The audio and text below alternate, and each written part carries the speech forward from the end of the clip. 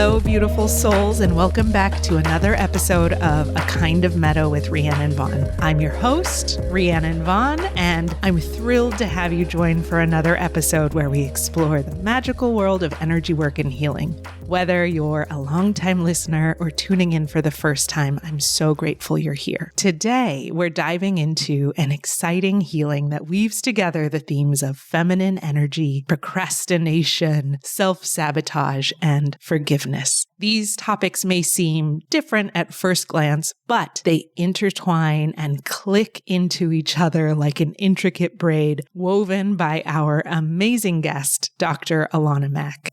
Dr. Mack is a healthcare innovator, tech founder, and currently a biodesign fellow at UCLA. She holds both an MD and MBA from Howard University, and she's on a mission to revolutionize healthcare by improving patient outcomes and making the system more efficient and sustainable for doctors and patients alike. She is passionate about transforming clinical decision-making and workflow optimization, leveraging her medical knowledge and business acumen to drive change in a fairly broken industry. I've seen her work firsthand through our time together in the pre-accelerator program through the Atlanta Tech Village. It takes a village. Since then, her startup has completely taken off, receiving recognition at the Georgia Tech CreateX Accelerator, the Harvard Innovation Lab's Next Gen Accelerator, Larda Institute's Heal LA program, and was a 2023 Black Ambition Prize winner. I just know big things are coming from Alannah in the future. And on top of that, she's just incredibly fun, and I love doing energy work with her. It's interesting because Alannah brought forward procrastination and self-sabotage as the topic she wanted to heal, but what we realized right away is that those topics dissolve kind of immediately if we can focus on embracing and embodying feminine energy. Now, it's important to note that feminine energy is not about gender norms or dynamics. It's about the flow of energy we all possess. Think of it as the yin to masculine yang, both vital forces that everyone carries within themselves. The feminine energy is intuitive, nurturing, and creative, while the masculine energy is structured, action-oriented, and analytical. We need both, like in-breath and out-breath, with the goal being to be able to balance these energies and allow them to flow as they show up. In a way, gender norms create problems because we may restrict the flow if it feels bad to express an energy that our racist, sexist, capitalistic, imperialist society says goes against the gender norm for this particular time. And I say this particular time because gender is a social construct and even the norms change over time. So the goal is to release those restrictions and flow. And then what we may find is that ideas like procrastination and self-sabotage become non-existent and eventually a false narrative to release about ourselves. Ultimately, in this healing, we'll explore this particular release and flow with the power of forgiveness, forgiving ourselves and others to release the burdens that hold us back and keep us from reaching our full potential. Today's healing is all about letting go of what no longer serves us and allowing ourselves to move forward with grace and ease and a lightness of being that elevates us to the next level, which is pretty exciting. At the end of the session, we get a glimpse of what it means to create a new earth, a new reality. So, as you listen, remember that you too can participate in this healing journey. Set your intentions and allow yourself to connect with the energy we're creating together. Whether you're dealing with procrastination, struggling with self-sabotage, or seeking to balance your feminine and masculine energies, this session is for you. You're invited to release and resonate with your next level. I'm excited to embark on this journey with you and Dr. Alannah Mack. So relax, open your heart, and let's begin this journey together.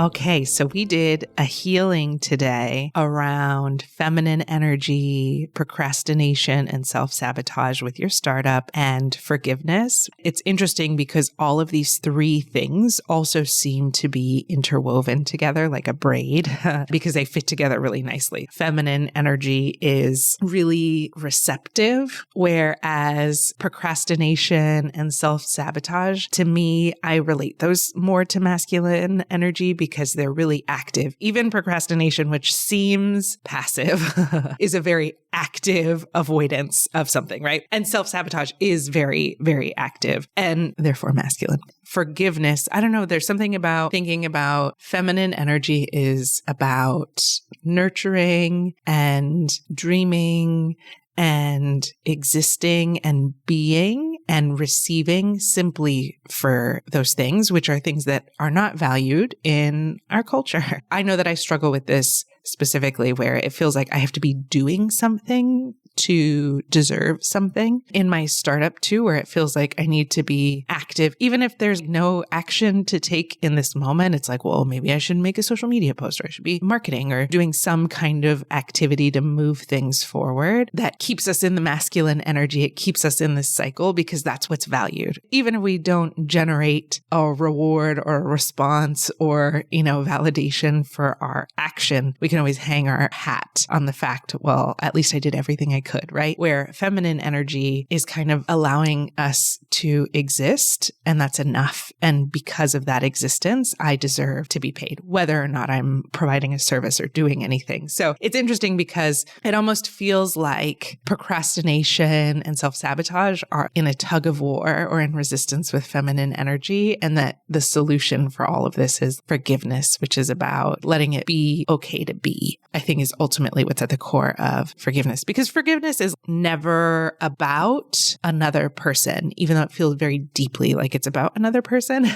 It's really about ourselves and what we allow ourselves to be. Yeah, these three seem to complement each other really beautifully. Even though these things feel like three separate things, it very much feels like one healing that touches on all of these pieces. So you've done this before. We start with a container. And for your container, it showed up right away. It's almost like it was in the distance and I could see it zooming towards me. And then it was there, ready to go. Right away, a bouncer showed up, a bouncer that you would have outside of a club. He was like an angel bouncer, except he almost looked like a genie, the genie from Aladdin, but in a black polo shirt. But the sleeves were really tight, so you could see his muscles.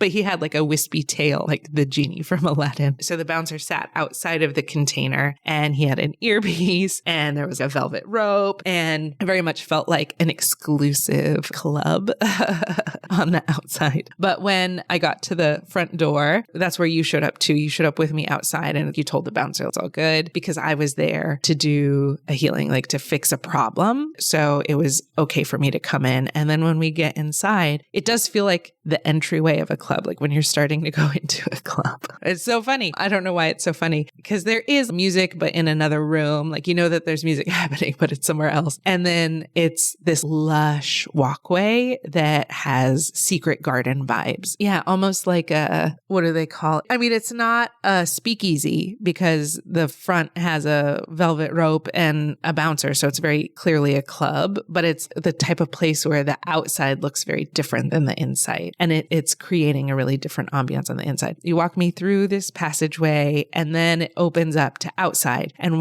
we're not actually entering a club, we're entering your healing container. But the way that you've designed this healing container is that it's, secret garden. You have to have a key. You have to have permission to keep it really guarded. That's not necessarily a bad thing. It's not a stone wall or the Great Wall of China or some fence or whatever, because that shows up sometimes. But this is very specifically a secret garden. You don't need a password, but you just have to be on the list to get inside. Once we walk past the club part, the pathway becomes this stone pathway. Now we're outside and it's a lush garden. And I'm talking tropical, overgrown rainforest garden, not British secret garden. The path that we're taking, it's taking us in a spiral up the container. And the container itself looks like a cylinder, is perfectly round, right? And so the pathway is perfectly spiral. And we start at the bottom of the container, and then this spirals up the edges all the way to the very top of the container. And when we get to the end of the road, the end of this path, it's cut off and it's this cliff. Suddenly we're at a cliff of the Grand Canyon. It's massive. It's only cliff as far as we can see. The pathway, it's this gray stone, and it doesn't look like it's the end of the road. Like, oh, this is just where it ends. The brick, it looks like it's been chopped by some disaster, and the rest of the path just fell into this crevice,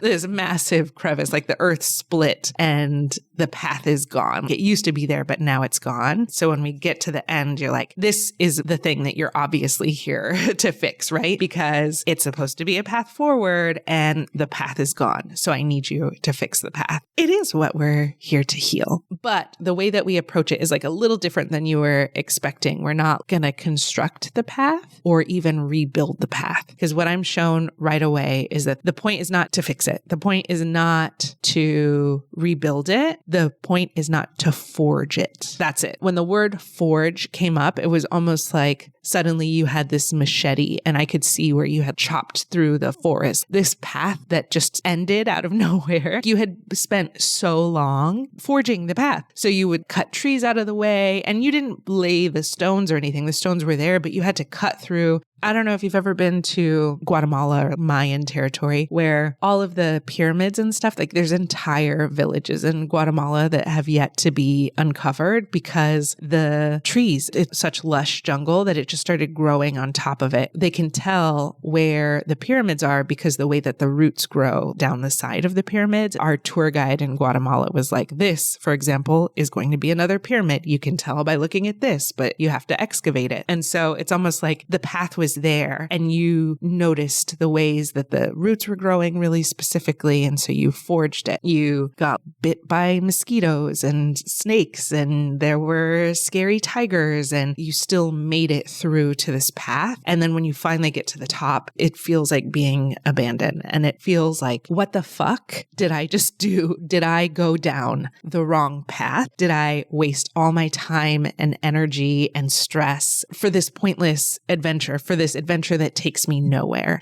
You know, that's pretty stressful.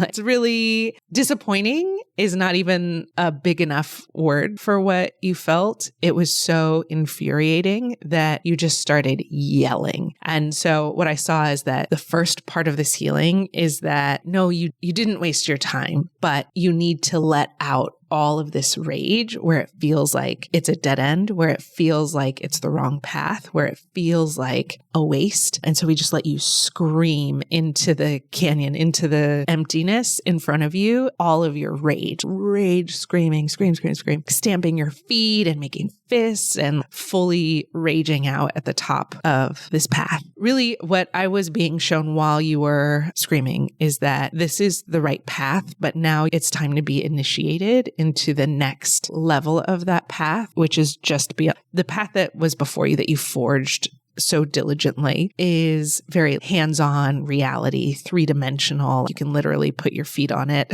You can see it. You can literally see it. And so the next path, though, you can't see it just yet, but it exists. It exists on a frequency that's just out of your reach. So now it's about attuning you to the frequency so that you can see it, because all things exist here and now is the thing that I'm coming to realize through, everything. All things already exist in the here and now. And we are like radios and we just need to change our receiver to a different station to be able to see it. So that's why magic mushrooms work so well because it changes our dial so that we can see a different frequency than what we normally see every day. And so it was time for you to be initiated into this next frequency, which is much more subtle. It's a little more ethereal. You can't put your foot on it. You can't step on it. Like if you were to step out onto the cliff, it's not even one of those things where like, just trust and take a step and the step will appear. No, if you were to just step, you would fall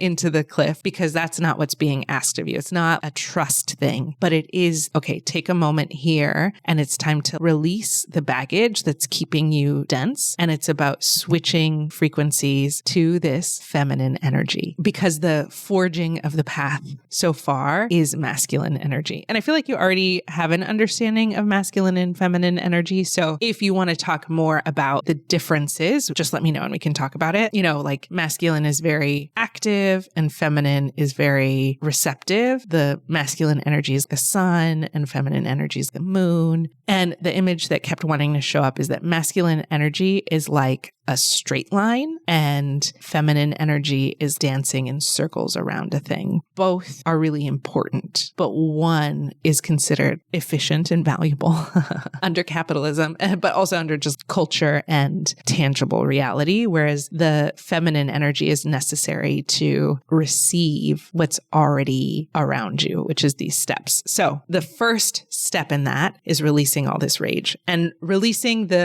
okay, here's the thing, and I think this is related to forgiveness in a way. Okay, so we get to the end of a path and it's a dead end, not even a dead end, a broken road. So it's one thing to be angry, like I just wasted so much time, all this energy I put into it, that's really stressful, right? And then underneath that, usually when we feel these big feelings of infuriation, a great way to examine it is to consider, well, what must I believe to be true about myself in order to feel this way? Because ultimately we feel angry because of what it makes us believe about ourselves. And so wasting time is one thing. Oh, I just wasted all my time and energy on this, right? That's one story. But underneath that, it's even, I took the wrong path because I don't know who I am. I took the wrong path because I'm an idiot who doesn't know what's best for myself. I took the wrong path because I trusted the wrong people, because I don't know what's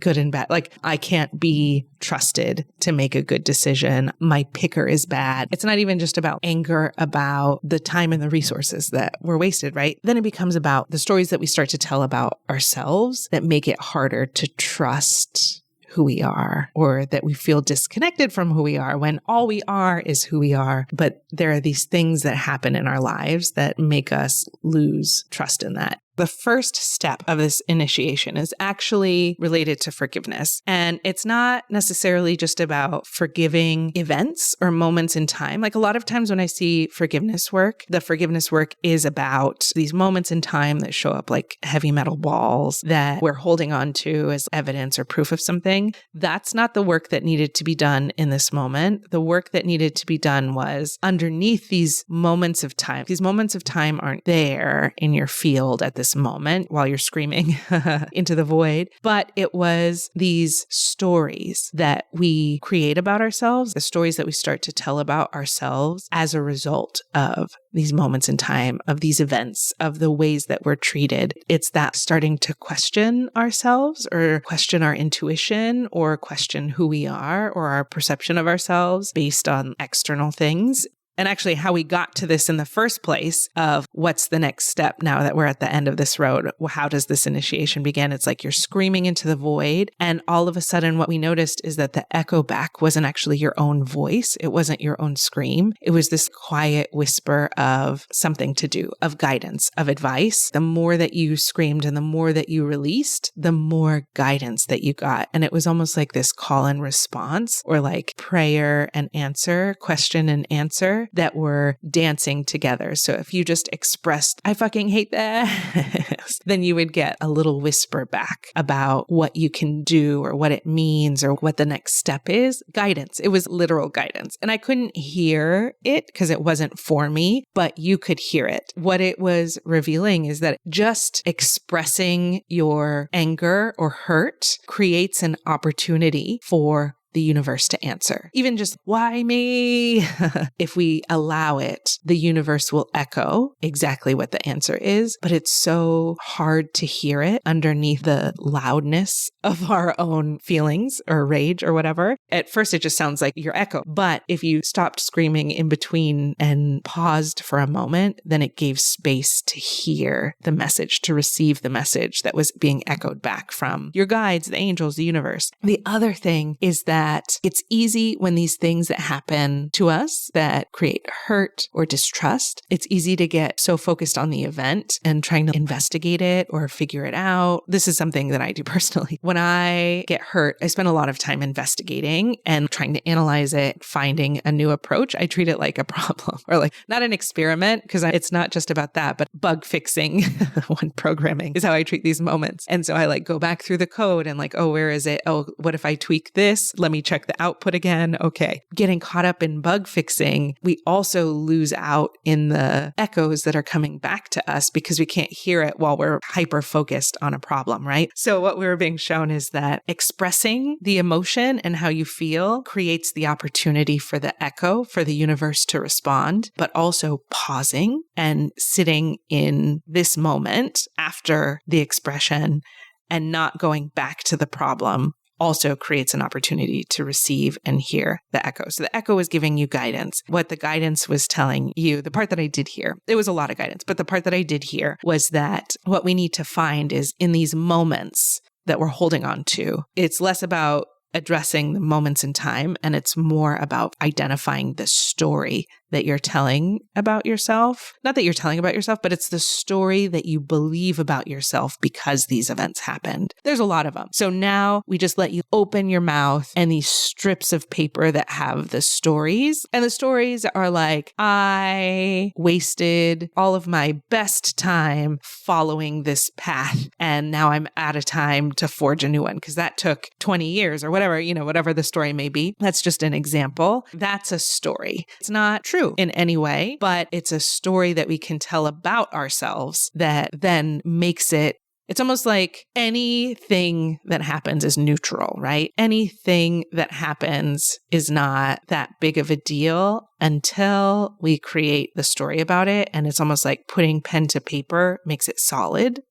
And not literally, but just like the act of creating the story makes something solid about this thing that creates good feelings or bad feelings. So it happens all the time with positive things and it happens with negative things. And the example that I can think of that wanted to show up was that, when I was in high school, I got cheated on by my high school boyfriend and I could give a fuck. Like it was not painful in any way. It was just, okay, bye, dude. I guess that's what you want to do instead. And I moved on with my life. Not even a breath was wasted in that moment. But that's because there was no story about myself that was created in that moment because of who I was in that moment of time. I was not expecting to meet the person I was going to marry in high school. You know what I mean? Like it was all just for fun in a way that a 16-year-old does not need to be worried about finding. I'm moving away for college. It's not that big of it. Or there was no story that was damaging about myself that was created in that moment because the story that I created was still like, to be very transparent, the story that I created was, well, I wanted to be a virgin. And so I got to stay a virgin and he had to go have sex with someone else, but good on me that I didn't sacrifice that for a man. So it was like a really positive story for me at the end. But cut to 10 years later, I'm in a very different place in my life. Dating is a very different situation. I actually fall in love and I get cheated on and it devastates me. It makes me bring up all kinds of memories in my past about, is it true that no one ever will love me? All of a sudden, I'm linking it back to my childhood abandonment. And I am tying these events together, right? I'm creating a story around, like the story of it has changed. The story that I'm telling about it is so different that it makes it really painful. What I'm being shown in this healing is that forgiveness is not even about just releasing the moment or the point in time. That's the first level of forgiveness, letting go of this as evidence that it happened to you. The Oprah definition of forgiveness that I love is letting go of hope that this could have been different, that this would have just never happened. It's hard to forgive things because we're still holding on to hope that things could have been different in the past, but it's the past and it can't. And it's illogical, but we do it all the time. But it's almost like you're past that level of forgiveness. That's the first part, right? Is acceptance. The next step that you're being called to do is now it's about releasing the stories that you have created or may have I want to say it in a different way because it almost feels like that's too harsh. In the experience, it doesn't feel like you're creating, well, if this happened, then this must be true. It's much more subconscious than that. You have to release these stories that you believe to be true about yourself, but it almost feels like they're being created by someone else and you're adopting them is because it's being created by a version of you that you no longer identify with. I think that's what's happening here when I say it's time for you to let go of the stories that you've created that's because of these events. And it's like, well, I'm not creating these stories. And it's like, oh, wait, you aren't. You are not writing these stories. That's the part that we need to forgive, is that part of you that's writing the stories, but also the stories themselves. And that becomes forgiveness too, is realizing just because these events happen doesn't make this thing true about me. Even though we do that because it feels safer, it helps us belong, it helps us protect ourselves from letting it happen again. But at this point of your journey, like you've proved how tough and strong and brave you are. But at this point of the journey, it's time to like be vulnerable in a way that's different. You don't have to say, vulnerability is not just about expressing it. So you don't even have to say it out loud, but it's about dissolving the stories or the proofs. Let them go. And it feels like, well, if I let these stories go, that there's going to be nothing left. And as you're letting these stories go, it's like they're coming out of your mouth in strips, and these strips are taking away. It's almost like unwrapping a mummy. All these stories are falling and being unwrapped. And all that's left is this transparent version of you. You turn into Casper, the friendly ghost, floating. And you're like, oh my God, I told you if I let go of all of this, I would die. And now I'm a ghost, which means I'm dead. But that's also a story. That's not exactly what's happening. It is letting a version of you die. It's letting the version of you die that is writing these stories that you already don't identify with. So it feels like someone is imposing these stories on you. So yes, there's part of you that's gone and you are transparent. Your feet are not on the ground. So it feels very scary. It feels like death, but it's just shedding a layer. It's from this place that feels very vulnerable because it feels not tangible. It feels not real. And that's very scary. But it is very cute that you're like Casper, the friendly ghost. What we're being shown is that because you've gotten rid of all these stories, nothing can hurt you. So now we're called to go back down the spiral in this new form of you as Casper, the friendly ghost. You're showing up as Casper because it's very friendly and sweet. There's like a naivete that comes with the ghost. It feels fragile. He feels weak and young and fragile. And so you go down back the pathway, no feet. So you're just floating down. And the first thing that happens is we run into a tiger. You feel very vulnerable because you don't have a machete. You can't hit them. Like you go to hit the tiger or whatever, and you just go right through, like you can't defend yourself because there's nothing solid to you. Suddenly that feels really scary. But very quickly we see the tiger goes to swipe at you with its paw, with its claws, and the tiger can't get you either because you're not solid. Suddenly you realize that while you're in this state, it feels very vulnerable because you can't do anything about it. Actually, nothing can hurt you either.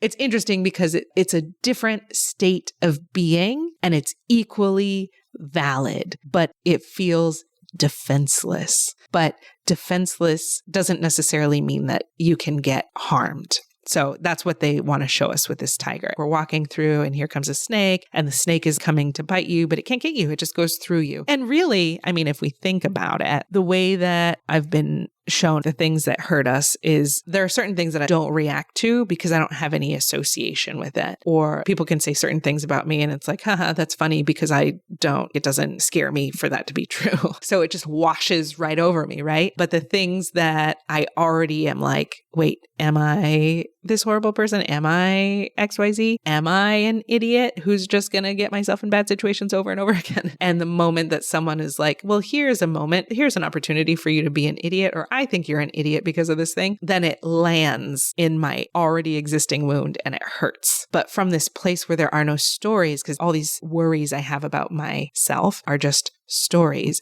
Where there are no stories for these things to land, it can't hurt you. It just washes right over. All of this was just like a demonstration. So we go down the spiral and then we go back up the spiral to the end where we were before. But this time there's people waiting for you, and they are fairies. This is amazing because fairies are elemental beings and they exist in a frequency. I don't know if we would call it a dimension, but they exist in a frequency where we can't see them, but they can change their frequency to go from our dimension so that they're visible to invisible. That's part of their gift. Now that you're Casper, you're at the same frequency where the fairies exist. And so they're like, we've been waiting for you. This is where you're supposed to be. And we're going to work with you. And so they take you to a tree where it's their fairy land. They're going to train you. They're doing healing work on you. They specifically are healing your third eye, your throat, and your sacral. It's like they touch it and it glows really bright and it fills with light. And then they pull something out. And then once they're done, it's almost like this surgery. And once they're done, they put you in this incubator that's a flower. So it covers over you and you're warm and toasty and you're just supposed to heal inside of this flower. And once all of that physical healing stuff is done, it's almost like a makeover montage because you're Casper, right? I mean, I guess Casper to me is super androgynous, but it's a little more masculine. He does become Devon Sawa or however you say his name. Is his name just like Devon? And I've been calling him Devon this whole time. Let me know. So this boy ghost, and then they do this makeover sequence and it turns you from Casper to Tinkerbell. And Tinkerbell is a fairy, right? Part of this is initiating you into this feminine energy, which again, they bring back this imagery of now you're dancing in circles, spiraling your hips, dancing in a way where you're spiraling your hips and dancing around in circles. It's really connecting you to the part of you. The masculine energy, very straight line, like climb the mountain. Think of every business chart ever where it's, straight lines, angles, time even moves. Like a timeline is a straight line with hash marks on it, right? And so Casper is or like who you were before you became Casper. Casper is almost like the androgynous version. So like who you were before was very focused and forward, moving up the mountain. Even though you were moving in a spiral, it's still a straight line up the mountain. There's not a lot of space for frivolity, I guess. It's that things are working toward a goal. Everything is a means to an end, and that end is the reward or whatever. And that's very masculine. Yes, I do this and I make money. I do this and I finish a marathon or whatever. It's not all specifically related to capitalism or money, but it is like I play this sport and I win the championship. There's always a goal. I climb to the top of the mountain. I get to my destination. And the feminine energy that happens when you become this fairy is that it's dancing in circles and it's dancing just because there's music, dancing for the sake of dancing. It's not a means to an end. The goal is not to dance so that you become spiritually enlightened or dance because it'll open up the next step, right? You're dancing because you want to. It's beauty for, like the makeover sequence. You feel beautiful and adorned and you're putting on beautiful clothing and beautiful jewelry, and it's beauty for beauty's sake. It's not beauty to open up this feminine aspect of me, right? That's still a masculine way of thinking is what we're being shown. Beauty for beauty's sake is feminine. Art for art's sake is feminine. Pleasure for pleasure's sake. Magic for magic's sake. It's about taking away this identification of anything being useful, efficient, or a means to an end or some goal of some kind. Allowing yourself just to revel in the pleasure of dancing, in the pleasure of movement, in the pleasure of beauty, in the pleasure of magic, in the existence of it all, in the being of it all without having to go anywhere or do anything. Or even like the idea of doing a dance because it's the full moon. It's like even taking away the time of day, or like it can be any time of day, anything. It's just movement for movement's sake and not because of where that movement will take you. Once you get there and you're enjoying all these things, then it's like, yay, you've been initiated into the fairy realm, into this next level. And they teach you how to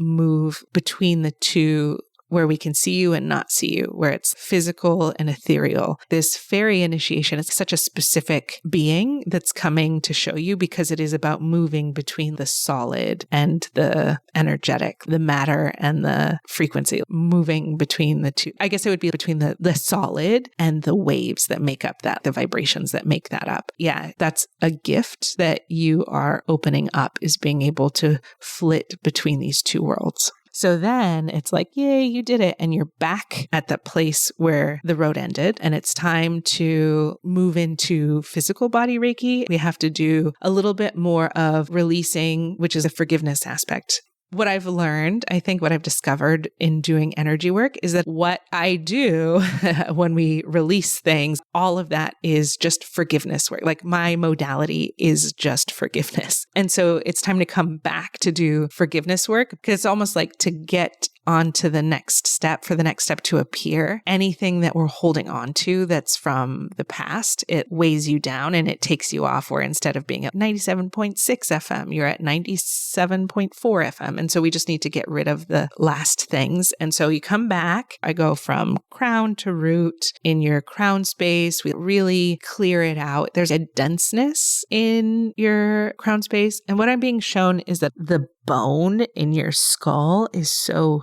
thick, it's protective. And even in your vertebrae, the bone feels really solid and thick, and it's been protecting your brain and protecting your nervous system. It's not suffocating it, but it's blocking. You can't see beyond the physical because it's protecting you too much. I'm called to rain down this Reiki energy all over your skull and your vertebrae, and it changes the color of it. We like thin it out, but not really thin it out. It was very, very overly thick, but we make it normal skull, normal bone density, and even leave it just a little bit thicker because that's a little closer to what feels safe for you. But what we do is we change the color of it. So instead of being that opaque white, we make it transparent, completely transparent, and it becomes clear. And it almost looks like a pretty cool art installation. We wash over your brain and your nervous system too to really calm it down. There's a part of your brain, the part that's right by your ear. I forget what all of these things are, but right behind your ear on the left side, there's like a silver ring that's sticking out, and index cards that have been laminated, and they have a hole punched through them in the top corner where the ring is holding it together. So it almost looks like flashcards I would have seen in second grade. And they're rules. It's like a rule book, guidelines that's ready to be thrown away. Instead of throwing stuff in the fire, I'm actually being called to throw stuff directly to the sun. So we just toss it up and it goes to the sun. There's also a lever near your frontal lobe on the right-hand side. It's right where your temples would be. We pull out that lever, and it's almost like an emergency stop,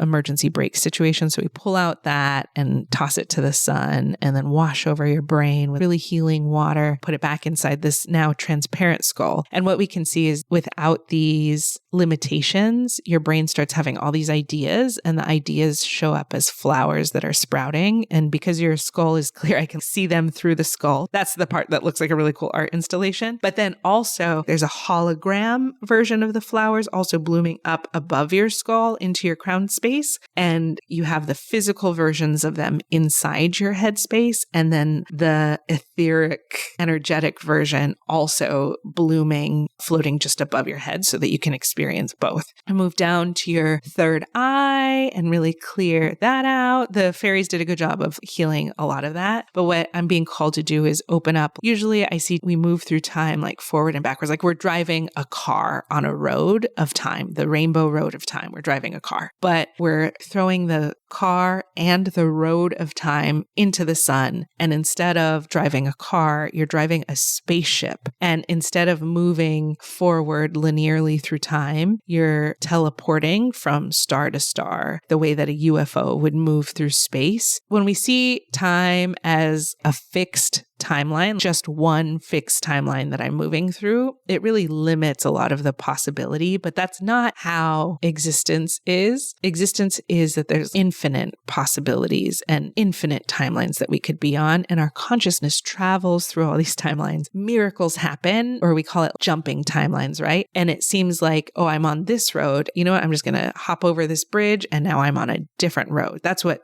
jumping timelines feels like most of the time, but you're being elevated to where it's not jumping timelines that are close. There's so many more possibilities that you can go through that it's opening up the ability to really create incredible timelines because you can flit from reality to reality really easily. And it feels like magic. What's funny is that it's not magic. It's a spaceship. So it's with technology.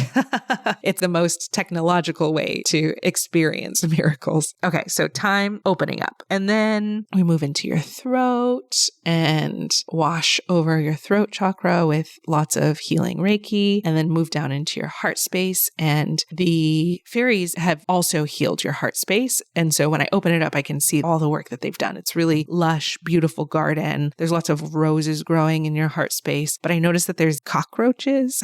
And I don't think it's meant to be a cockroach. It's like beetles, but they look like roaches, but they're beetles, but they are roaches. But it's not a house roach. It's a garden roach, if that makes any sense. I don't know what that means, but like, it doesn't feel disgusting. It feels like, bugs are supposed to be in a garden. And this is just happens to be the kind of bug that it is. I'm called to like hold up a really bright light that's hypnotic to these roaches. And then they all start leaving your heart space and moving towards the light. And once we capture them all, then we throw it to the sun, and then the sun kind of takes care of them. It actually seems like it's all of these entities. It doesn't feel like it's the right word. It's all of these beings, all of these creatures that are drawn to the light in your heart space because it's so bright. But because the vibration may have been dipped, which we all like dip in vibration, right? The vibration of worry or distrust, that vibration allows for the cockroaches to enter because it's matched or whatever. It's this really bright, beautiful light, but because of what's going on around them, I've been told that for gardening, if the acidity of the soil is at a certain level, if the ecosystem is right, then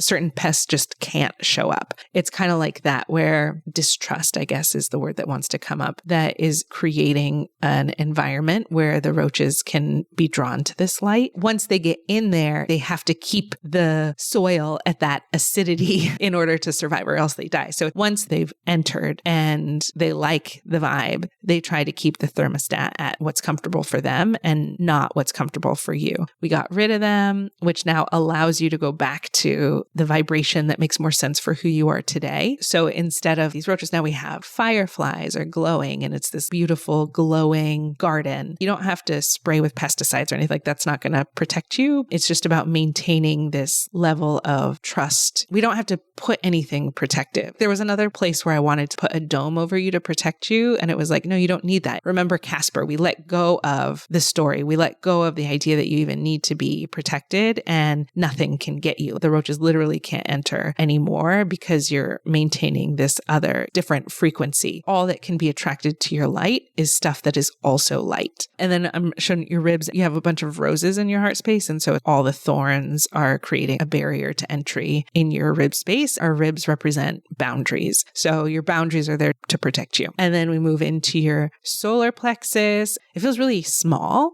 Someone had come in and shit all over it, and it shrunk. You didn't want to be in all this shit, so you shrunk yourself a little bit to protect you from being shit on. And so we had this angel cleanup crew come in. They did a cleanup. We got all of the bacteria and the particles out of the ocean, and your solar plexus shows up like an island, and so it's surrounded by water. So they clean up the water, they clean up the island, they leave no traces of shit. It's safe for you to take up space in your own body. What you need to remember is that when this happens, you don't have to hide. You can call in your angels and your fairies, and they'll come in and clean it up for you. It's an inconvenience when this happens, but it doesn't have to be like, well, I guess this is how I live now. I live in a pile of shit, or you know what I mean? That was the message. Then we expanded how much space you took up, and then we moved into your sacral, and your sacral had been really healed by the fairies. And our sacral is our power center, or it's like our creative power. It's where we birth ideas and have creativity, and we're leaning into, again, with this feminine energy, it's about receiving divine inspiration, letting the inspiration come from whatever, letting the echoes or the whispers of the universe inspire divine creation. And it's creation for creation's sake, art for art's sake, beauty for beauty's sake. And it doesn't have to be for anything else. sometimes that ends up helping us achieve a goal, but it's safe to also do things a certain way because you fucking love it, because that's the way that you want to do it. This is probably like a different conversation, but it's coming up, so we'll see. Something that I'm realizing even in like the tech space is that like I get customer discovery is very important. And also I believe that there's an art to creating anything. When an artist is an artist, we let them create from their space. And I think that the world of business or whatever, there's space for people to create something like, I want this button or this does this thing. I don't have a good reason. It's just what I love, and that's good enough. And so it doesn't have to be just creativity related to like art and design, but in anything that you do, like, oh, I make my sandwich this way because this is the way that I fucking love. And it doesn't matter because that's what I want. So I'm going to do it that way. Yeah. Building this creative power, almost like a frivolity that it's safe. It's safe for that. In the roots, okay, so you've been a ghost this whole time and then a fairy, right? And so when it's time to root, you finally have legs that take you back down into the ground. We root you into the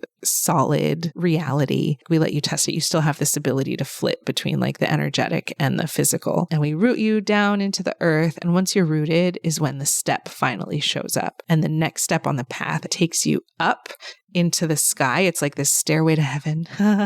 There's a little bit of hesitation because of the way that the staircase looks, that if I go to heaven, I'm going to die, which is a fair assumption, right? But that's also a story, which means a story can be changed. It can be rewritten. It can be, writing is rewriting. So what I was being shown is that a lot of people have this religious trauma, whether or not you're religious, just because of the way that even just America has so much Christianity. In the culture of the country, there's a lot of religious trauma in how we approach our culture. And one of the things that I was being shown is this idea of it's unsafe to bring heaven on earth because then it means death, or it means, I don't know, there's something about like the idea that you die and then go to heaven that makes it feel like, well, if I go to heaven, does that mean I could die? And in this case, it's not that I have to die, but it's that if I go to heaven, does that mean I have to abandon my life? And so the idea is, no, that's just a story. It's safe to have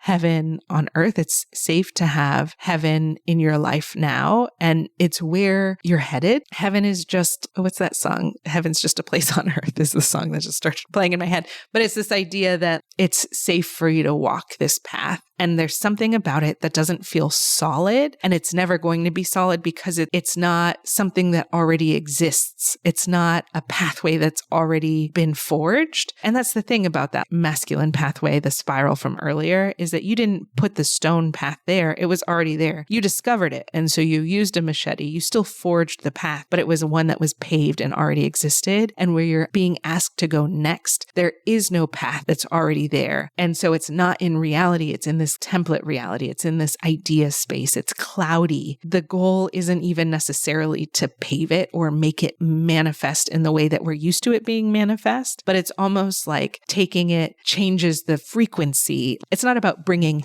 heaven to earth or making heaven come here. It's about how do we change our frequency and let go of some of the stuff that is painful, but it's easier to hold on to because it's real, where whatever is coming next is not real. It is. It exists, but it's not tangible the way that we're used to things being tangible or, like solid. And so it feels like death, but it's not. It's next. It's what's next. It's where you're headed, and it's solid because you're the same state as these stairs. You step on it and you have solid ground. You have solid footing. So all you have to trust is that where you're going has solid footing because it's yours. It's yours. It's only for you is like the thing that wants to come out. But the other thing that accompanies that is that it's your path. It is only it's the perfect frequency for you. And that doesn't mean that it's alone, because there's going to be other people who are at their perfect frequency too. And those paths overlap.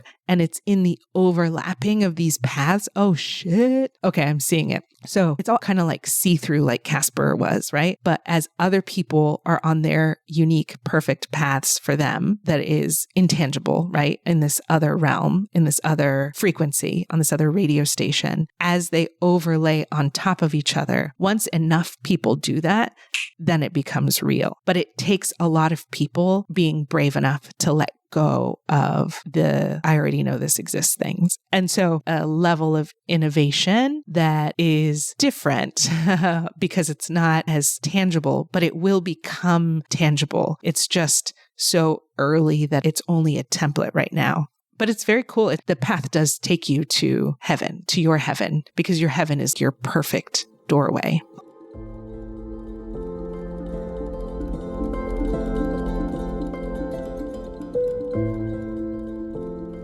Wow, what an incredible journey we've been on today. Thank you so much for joining me in this healing session focused on feminine energy, procrastination, and self-sabotage, and forgiveness. I hope you found the insights in healing energy as impactful as I did. I don't know about you, but that image of us all walking our paths, solidifying a new earth, helped me feel like there's a clear way forward. And of course, it's letting go and staying true to your own perfect frequency. I think we can say that this is starting to rise up as a big theme across all episodes. Before we wrap up, it's time for our Practical Magic segment. This is where we share a practical tip or exercise inspired by today's healing that you can try at home to continue your journey of self-discovery and growth. So, we're going to call this Dancing in Circles to help you embrace beauty and joy. So first, find your space. Choose a place where you feel comfortable moving freely. It could be your living room, a quiet corner of your garden, even a park. Make sure it's a space where you can let go and be yourself. Then set the mood.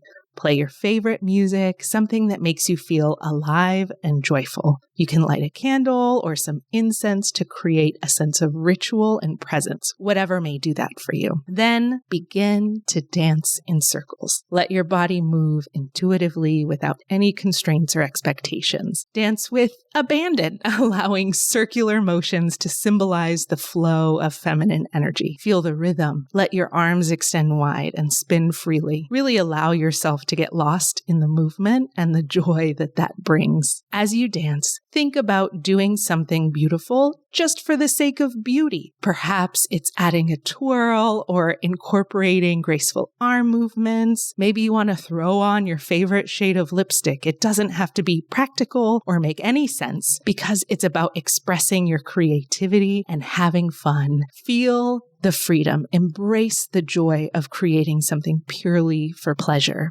Notice how it feels to let go of judgments and expectations and allow this playful movement to reconnect you with the erotic, which my favorite definitions about the erotic are just really being present to all of the sensations of life in the now moment. Let the erotic connect you to the inherent joy of being alive. And then after your dance, take a moment to reflect on the experience. How did it feel to dance freely? What did you notice about your energy and mood? Jot down or record a voice memo of any insights or feelings that arose during your movement, and let this propel you forward and act as an instrument for the next time you do this exercise. Remember, this exercise is all about celebrating the beauty and spontaneity within you. By dancing in circles and creating beauty for beauty's sake,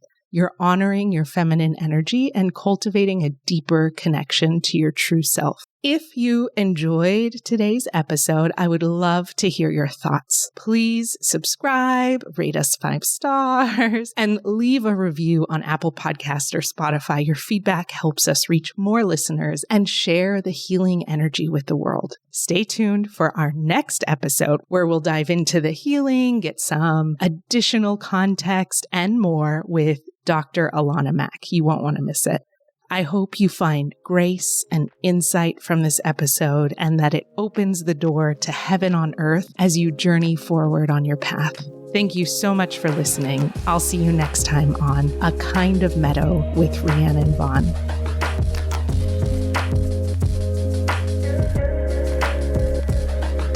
If you're ready to embark on your own healing journey, I'd love to work with you. You can schedule your personal session at rhiannonvaughn.com/healing. For those who prefer a solo adventure, dive into the Writing with Spirit Oracle deck, an online oracle deck inspired by the hero's journey. Get personalized guidance for just $3 a month at oracledeck.guru. And don't forget to use code WILDFLOWER for 10% off. Let's start this magical journey together.